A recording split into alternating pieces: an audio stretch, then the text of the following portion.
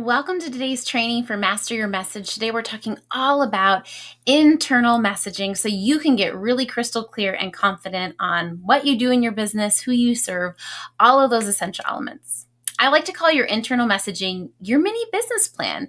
And the reason this can be so challenging and why at the start of my business I just wanted to poke my eyes out when it came to my one-liner is this takes many tiny decisions, right? You're having to get clear on, what do I want to call myself? Who is my target audience? So if this is a challenging day for you, please reach out in the group and let us know. I put a checkbox by each of the 6 core elements. So if you get stuck, just skip to the next one. Try to fill out at least 4 or 5, but if there's one that's really a sticking point for you, reach out for support. I'm also going to talk at the end of the video about what to do if you get stuck between 2 ideas. Maybe you whittle it down to 2 titles and you're like, I don't know which one to go with. I'm going to tell you how I make decisions in my business when it comes to choosing between 2 niches or target audiences or whatever it is. You ready to dive in? So first, I want you to get clear on your title. What is it that you call yourself? And at the end of the day, it doesn't matter too much, right? Like people aren't going to hire you or not hire you because of your title. On the other end of it, I want to make sure that you choose clarity over creativity. So when your pre-client is looking at your website or listening to you speak and you mention your title, I don't want them to go, wait, what is that, right? So at the end of the day, sacrifice creativity and go with something that is really clear and they know what it is, right? So maybe you're a website designer, maybe you're a coach or a consultant, maybe you're a health coach, whatever it is, make sure that it's really clear and they're like, oh, I know what that is, right? Like I know what a social media manager is. Number 2 is, who's your target audience? Who do you help? And what I would encourage you to do too is write down your target audience and then challenge yourself to niche 2 times. Let me give you an example. Maybe you say, my target audience is medical professionals, people in the healthcare profession. Okay. If I niche down even further, guess I could pick nurses. How would I niche down further? Well, I guess that would be nurses that were in their first year of practice, right? And so it's not that you have to end up picking first year in practice nurses, but challenge yourself to see if I did niche, what would that mean? And then on the spectrum, where do I want to pick? Where do I want to land? In all of these 6 core areas, you're just picking your internal messaging for the next 90 days, not eternally, right? This is going to shift as you get visible and as you're working with clients. But I think it's important after you land on these internal messaging elements to promise yourself, I'm going to stick to 90 days so that I can at least have enough evidence and enough traction to assess if it's working or not, right? If it's not working, yes, I advocate for you to change it, but don't change it before 90 days. And if you really feel like you need to, make sure you're checking with a friend or something. Because I think what can be the tendency is you get yourself out there and you're like, it must be my title. It must be my offer. It must be, and you don't give yourself enough time to really see and assess. And so not spending any energy on changing your mind, but really for 90 days, taking that focused action. So picking a target audience that you want to serve for the next 90 days without second guessing it.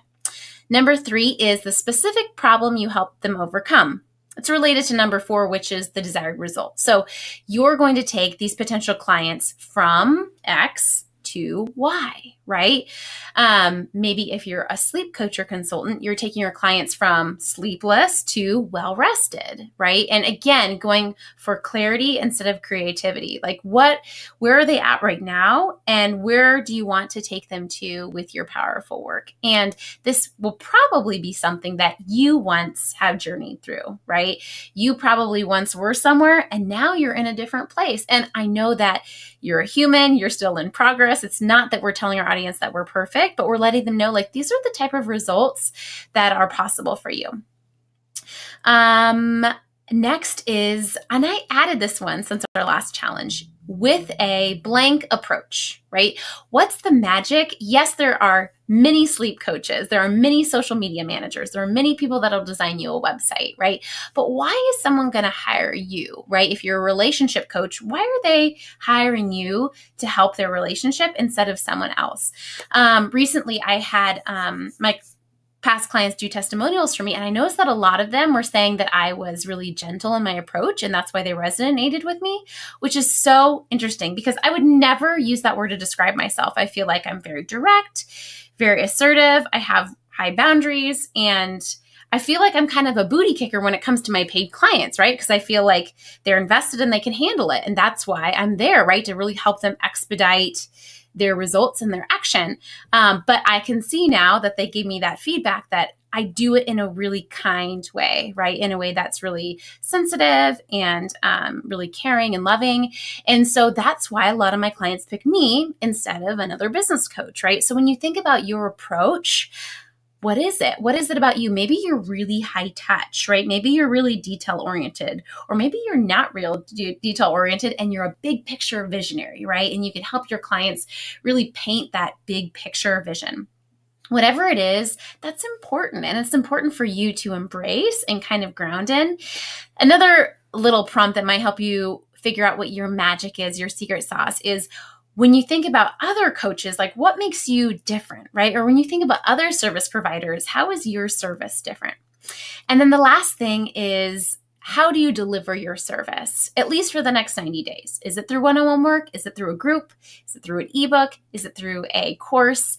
But getting clear on what type of service do I want to offer to do this online business thing, right?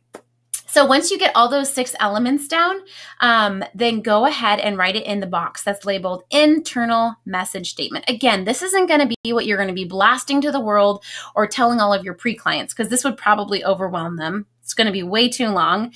But I think it's so important for you to know because A, it's going to help you with your external messaging. And B, like I said, with the mini business plan thing, it's forcing you to make some decisions, right? At least for the next 90 days, right? You're having to commit to, okay, I guess I do really just want to focus on one-on-one services and really get that strong and off the ground, get my skills going before I move on to creating a course, right? Or maybe it's vice versa. Maybe you really feel led to lead a group coaching program. But as you think through these decisions, if you get stuck, I want to give you a little bit of advice because I'm a multi-passionate person, and in my business, it's been really hard for me to choose between some of these things, right? Like my target audience, I'm really passionate about these 2 different target audiences, or I'm really passionate about these 2 desired results, right? Maybe you're a health coach and you really like helping people lose weight, but you also really like helping people with their diet and with their nutrition. And at least for me, in my mind, I'm always like, they're so related, right? But what I want you to think about is I want you to take 2 things into account, you and your potential client, right? So as you think through, let's start with the first one, your title. Maybe you narrow it down to 2 titles and you're like, I'm kind of equally excited about both of these titles. I want you to think through, yes, which am I most excited about? But let's say you are equally excited about both. Think about your potential client. Or if you have current clients, you may even want to ask them, right? Like, which are they most going to resonate with? Because at the end of the day, our messaging is really marketing for them, right? It's not about us.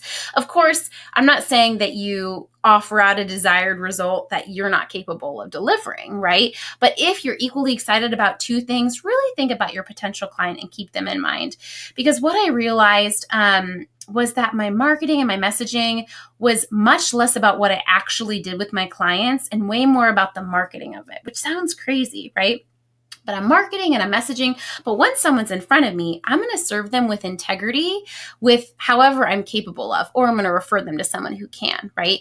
But having your messaging be targeted and specific, the more specific, the better, because if you're not, then they're not even going to get to you in the first place. Does that make sense? So if you're stuck between 2 ideas, give yourself permission to say, as long as I'm excited about it, as long as I'm qualified to do it, I'm going to pick the niche, I'm going to pick the message that my potential clients are most going to resonate with.